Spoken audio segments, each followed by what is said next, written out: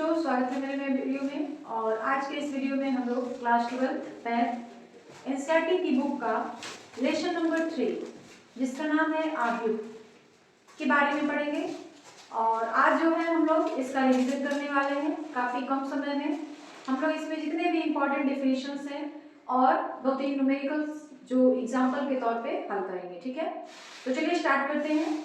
Lesson number 3 और 4 आव्यूह और शारणिक, इन दोनों चैप्टर से मिलाकर के आपके एग्जाम में 15 नंबर के सवाल पूछे जाते हैं। ठीक है, इसलिए इन दोनों ही चैप्टर को करना बहुत ही जरूरी है आपके लिए। ठीक है, तो चलिए स्टार्ट करते हैं। सबसे पहले हम लोग ये जान ले कि आव्यूह जो है वो होता क्या है, आव्यूह किसे कहते हैं, क्या होता है आव्यूह। तो अगर आपको जब हमने पढ़ाया था उस समय अगर आप पढ़े होंगे तो आपको याद होगा कि आव्यूह क्या होता है। किसी भी आयताकार बॉक्स में संख्याओं का क्रम विन्यास जो होता है उसे ही हम लोग आव्यूह कहते हैं। जैसे तो आप चाहे तो लिख सकते हैं, आयताकार बॉक्स में संख्याओं का क्रम विन्यास, संख्याओं का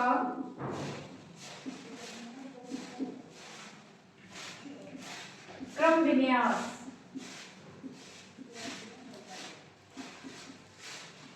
आव्यूह कहलाता है,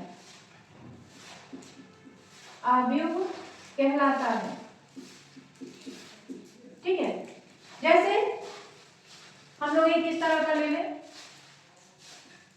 ये आयत की तरह है, इसमें हम लोग जो भी नंबर लिख देंगे 2, 3, 4, 6, 7, 8, तो यह जो है आव्यूह है।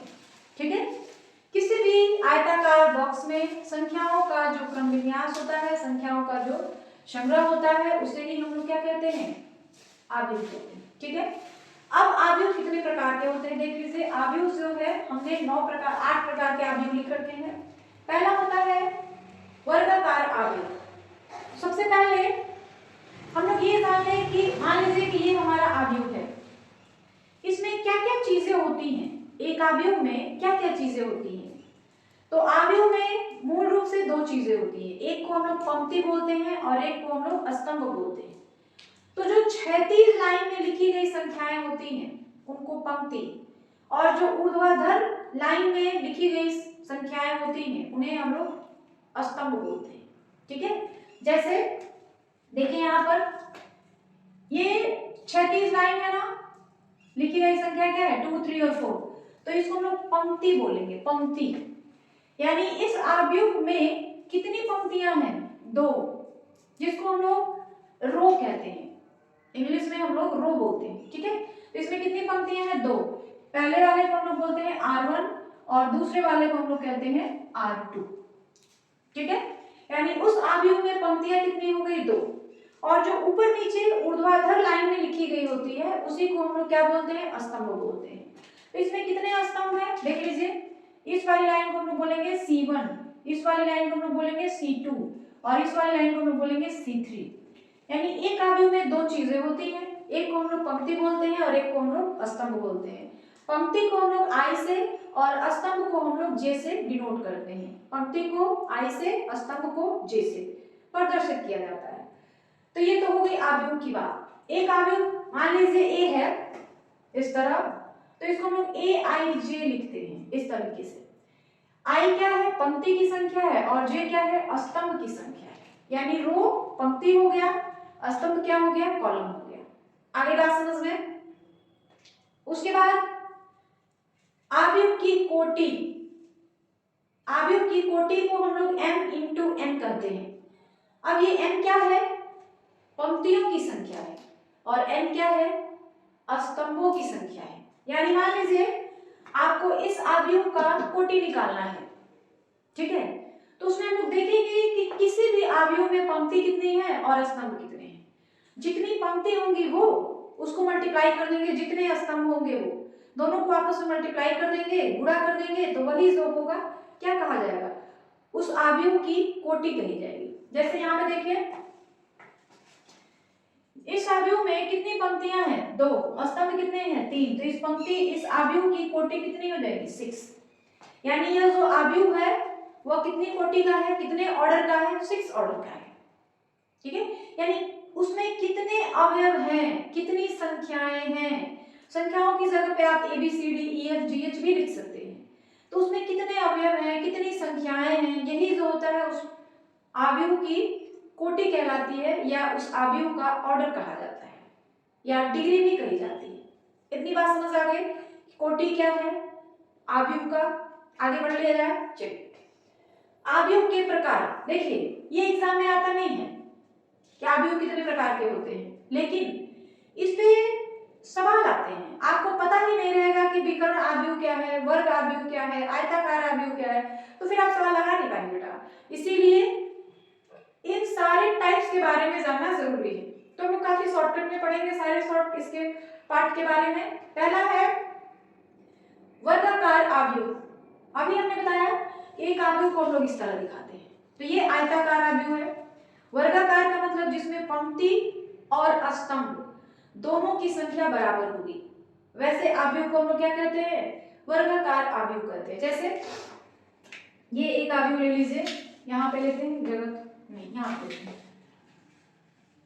2 3 4 5, 2 पंक्ति है और 2 ही स्तंभ है। पंक्ति और स्तंभ की संख्या बराबर हो गई तो उसको हम लोग वर्गाकार आव्यूह कहेंगे।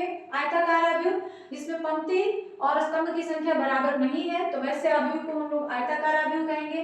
पंक्ति आव्यूह जिसमें केवल एक पंक्ति होगी, बस उस पंक्ति में ही सारे अवयव लिखे गए होंगे। जैसे मान लीजिए ये 2 और 3 4, ये पंक्ति आव्यूह, केवल उसमें पंक्ति है, स्तंभ नहीं है। ठीक है, तो पंक्ति आव्यूह एक ऐसा आव्यूह होता है जिसमें केवल एक पंक्ति होती है। स्तंभ आव्यूह एक ऐसा आव्यूह होता है जिसमें केवल एक स्तंभ होता है। विकर्ण आव्यूह वह आव्यूह होता है जिसमें केवल विकर्ण पे ही कोई भी नंबर होता है, बाकी सारे नंबर्स 0 0 होते हैं। जैसे मान लीजिए हमने एक यहाँ पे आव्यूह लिखा है 1 0 0 0 3 0 4, नहीं ये 0 0 6, ये विकर्ण आव्यूह है। केवल विकर्ण पर ही कोई नंबर दिख रहा है, बाकी सारे नंबर्स आपको 0 दिखाई पड़ रहे हैं, तो ऐसे आव्यूह को हम लोग विकर्ण आव्यूह बोलते हैं। इतनी बात समझ आ गई? अदिश आव्यूह, तो अदिश आव्यूह जो होता है एक ऐसा आव्यूह होता है जिसमें जो अवयव होते हैं वो केवल एक विकर्ण पर ही होंगे। जैसे मान लीजिए विकर्ण आव्यूह जो है ना, उसी तरह से अदिश आव्यूह भी होता है कि उसपे जो भी नंबर्स होते हैं विकर्ण पर वो किसी न किसी संख्या के मल्टीपल होते हैं।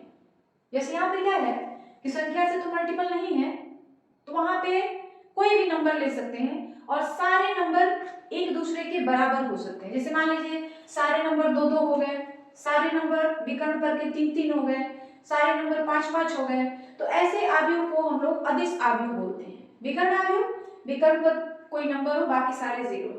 अदिश आव्यूह तो जो विकर्ण है उसी पर कोई नंबर होगा और सारे नंबर बराबर होंगे, ये नहीं कि कोई 1 है तो कोई 2 है तो कोई 3 है। ठीक है, इकाई आव्यूह वह आव्यूह है जिस पर विकर्ण पर जितने एलिमेंट होते हैं, जितने अवयव होते हैं वो सब 1 1 1 होते हैं, बाकी सारे नंबर्स 0 होते हैं।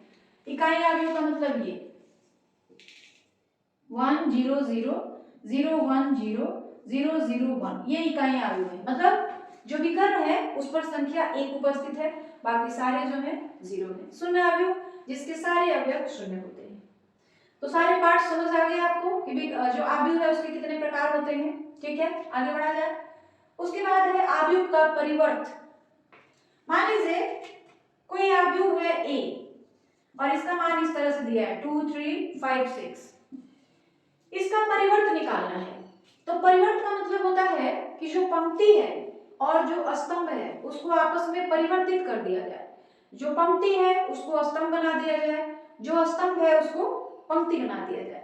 तो ऐसे आव्यूह को हम लोग परिवर्त आव्यूह बोलते हैं। ठीक है, जैसे A बराबर ये दिया है, परिवर्त को हम लोग A डैश से दिखाते हैं। A डैश बराबर देखिएगा ये पंक्ति है ना, तो ये स्तंभ हो गया, ये भी पंक्ति है तो ये स्तंभ हो गया, ये हो गया परिवर्त आव्यूह। चाहे वो वर्गाकार हो चाहे वो आव्यूह आयताकार हो, उसके पंक्ति और स्तंभ को आप अगर बदल देंगे तो उस आव्यूह को हम लोग कहेंगे परिवर्त आव्यूह। इतनी बात समझ आ गई।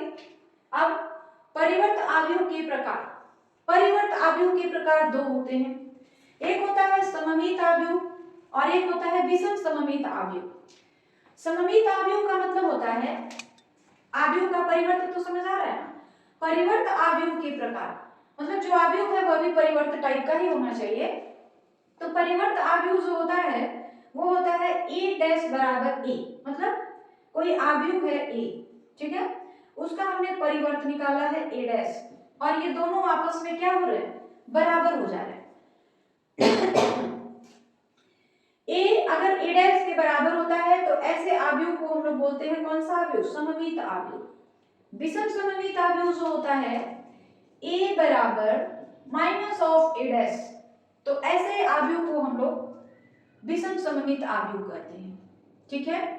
उसके बाद एक वर्ग आव्यूह को सममित तथा विषम सममित आव्यूह के रूप में प्रकट करना, इस पे सवाल आते हैं बेटा, इसलिए इसको अच्छे से याद कर लीजिएगा। एक वर्ग आव्यूह को सममित और विषम सममित आव्यूह के रूप में कैसे प्रकट किया जाता है, तो ये है a बराबर 1/2 a plus a dash, a क्या है, कोई आव्यूह है, a डैश क्या है, उसका परिवर्त है, फिर plus 1/2 a minus a dash, a क्या है, कोई आव्यूह है, a डैश क्या है, उसका परिवर्त है। छठवां क्या है, आव्यूहों का गुणनफल। यदि दो आव्यूह a और b इस तरह दिए हैं कि दोनों को गुणा करना है तो उन दोनों का गुणनफल a b द्वारा प्रदर्शित किया जाता है, ठीक है। और a b कैसे निकालते हैं, तो a और b, मतलब यहाँ तो कुछ नहीं लिखा है तो इंटू होता है, इसका मतलब a इंटू b।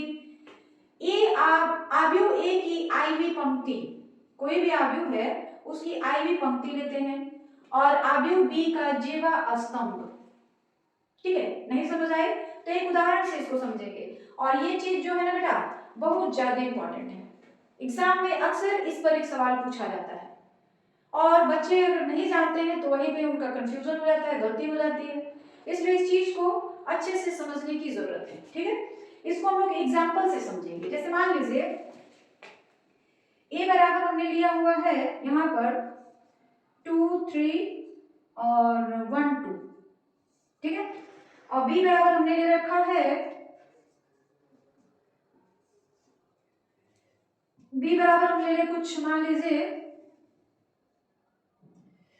2 3 1 1 माइनस 1 2, इस तरीके से हमने ले रखा है। a के स्तंभ की संख्या और b में a के स्तंभ की संख्या 2 है, b में पंक्ति की संख्या 2 है, तो a के स्तंभ की संख्या और b के पंक्ति की संख्या अगर बराबर है तभी गुणनफल संभव है, अगर ऐसा नहीं होता है तो गुणनफल संभव नहीं है। मतलब पहले वाले आव्यूह की स्तंभ की संख्या दूसरे वाले आव्यूह की पंक्ति की संख्या के बराबर है तभी गुणनफल संभव है, वरना गुणनफल संभव नहीं है।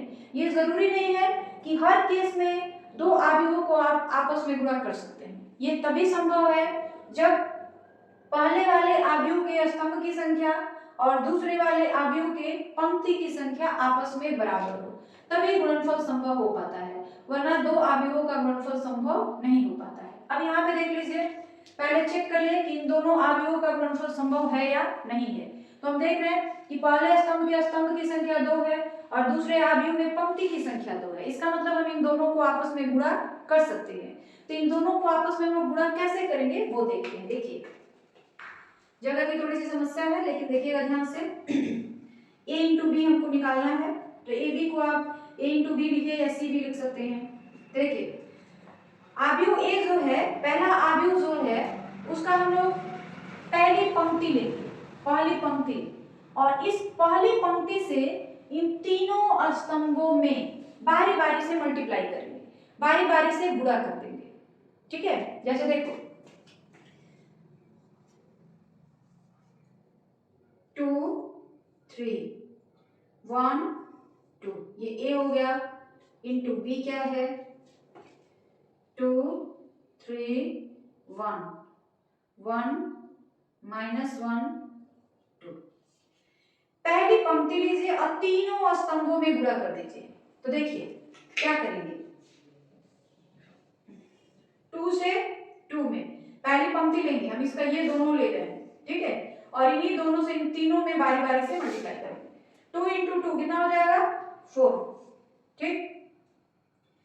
फिर प्लस 3 इंटू 1 कितना हो जाएगा, देख लीजिए, 3 इंटू 1 3, इन दोनों को हम जोड़ देंगे, यानी इसकी पहली पंक्ति हमने लिया और पहले स्तंभ में कर दिया। फिर थोड़ी सी गैप डाल देंगे, पहली पंक्ति दूसरा स्तंभ लेंगे, तो पहली पंक्ति 2 और इसका 3, तो कितना हो जाएगा 2 इंटू 3 6 हो जाएगा, ठीक। अब इसकी 3 लेंगे और इसका -1 लेंगे, तो क्या हो जाएगा -3, ठीक है। अब फिर पहली पंक्ति और तीसरा स्तंभ लेंगे, देखिए पहली पंक्ति से इसमें भी हमने किया, इसमें भी हमने किया, अब इसमें करेंगे, तो 2 इंटू 1 2, 3 इंटू 2 6, आगे बात समझ में। फिर अब दूसरी पंक्ति लेंगे और बारी बारी से तीनों स्तंभों में करते जाएंगे, तो 1 इंटू 2 2,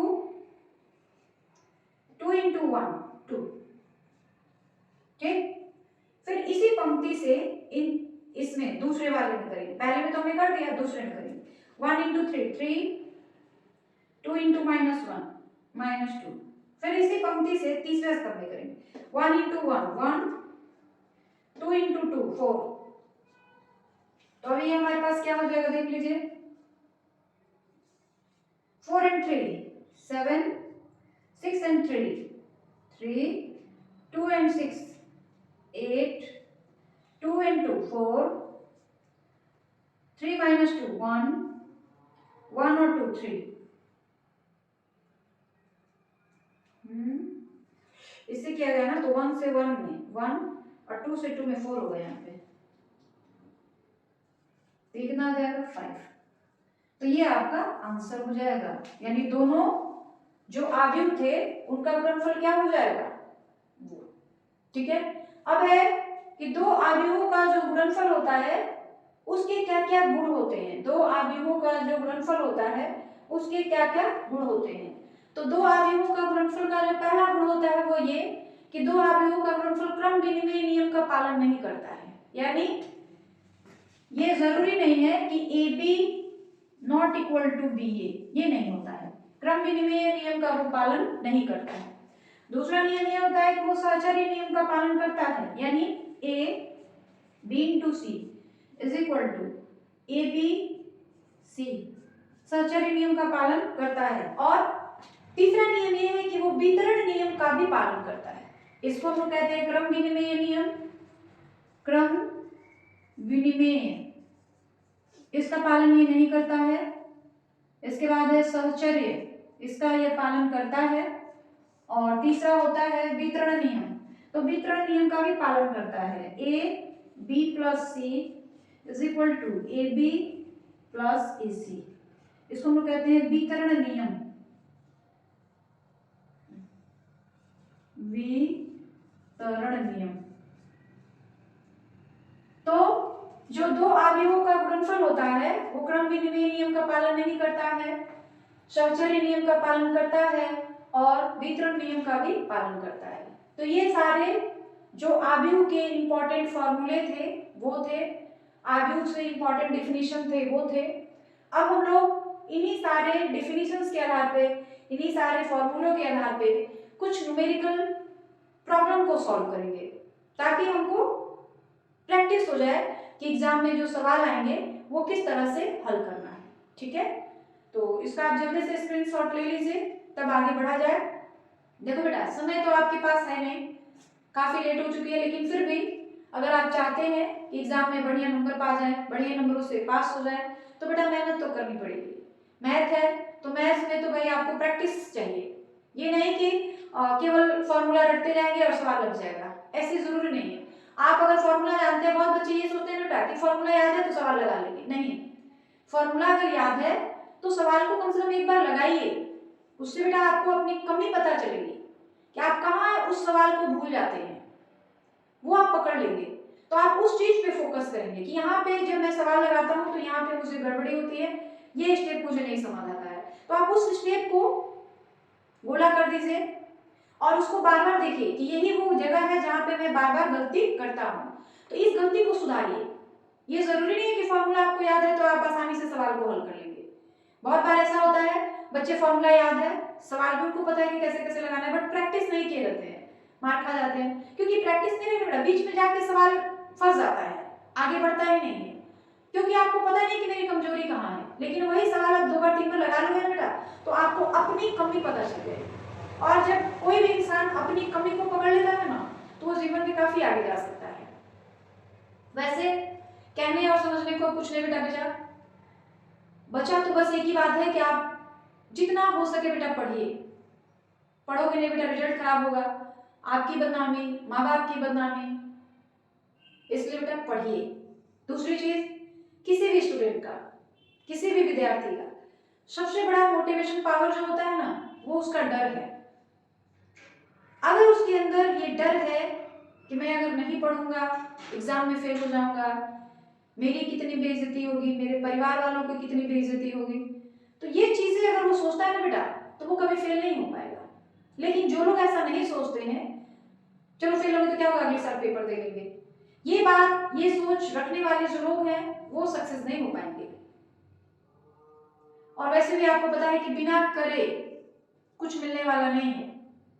आपको पढ़ाया भी जाता है क से करिए, उसके बाद आपको ख से खाने मिलेगा, वरना बिना किए आप खा नहीं पाएंगे। पहले क से करो तब ख से खाओ।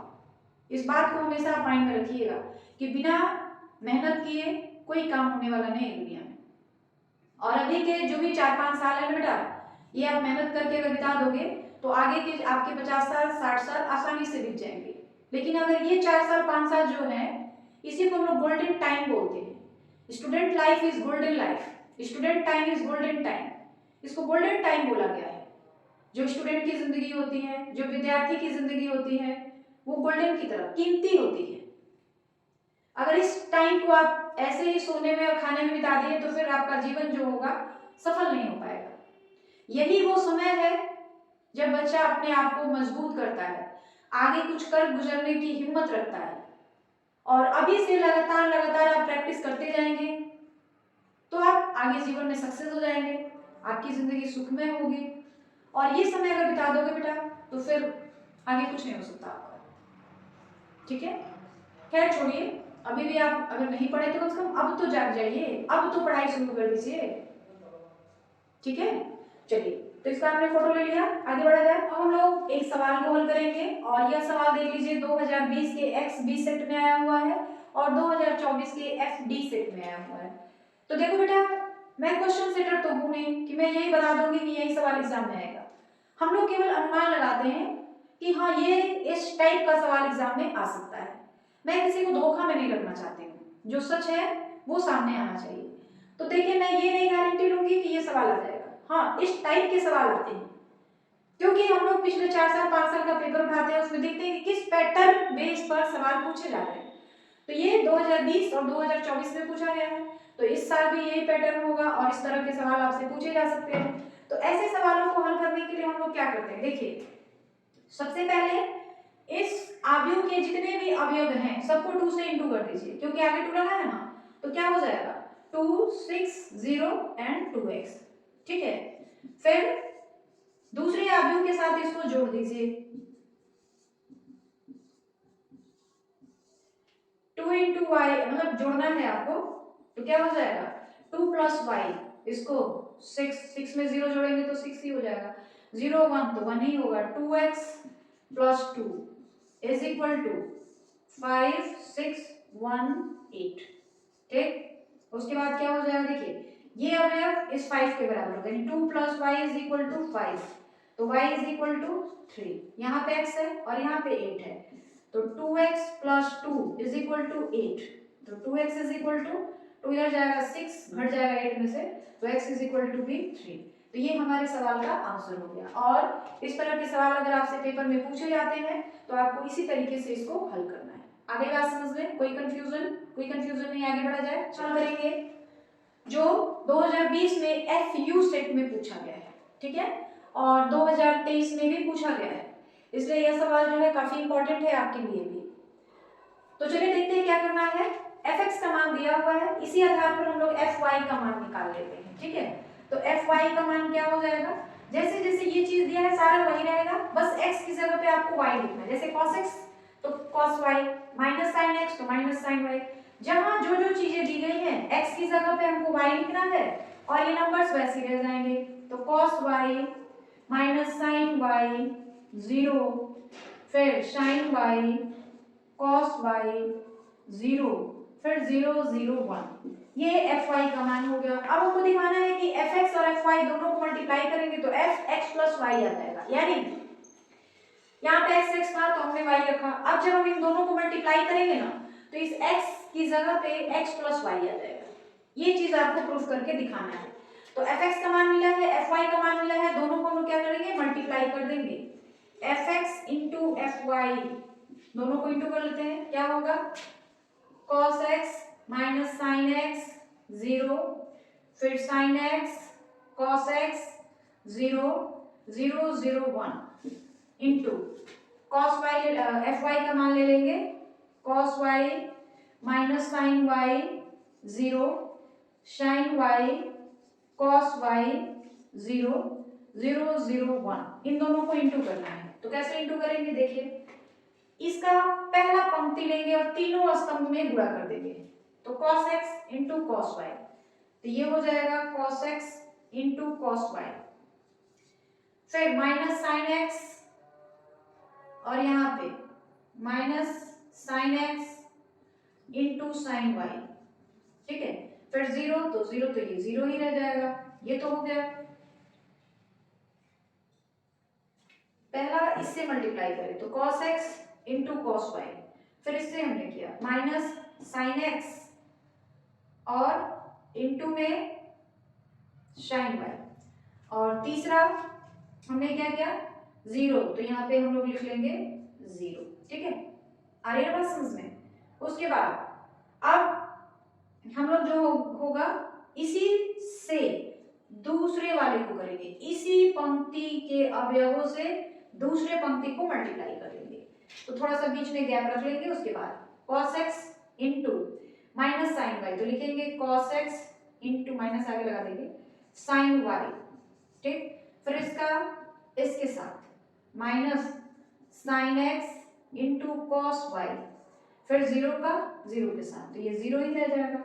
फिर इसी का इसके साथ, तो cos का 0 में 0, sin का 0 में 0 और 0 का 1 में तो 0, ठीक। अब दूसरी पंक्ति लेंगे, तीनों स्तंभों के साथ बारी बारी से करेंगे। sin x into cos y, तो आप इसको sin x into cos y लिख सकते हैं।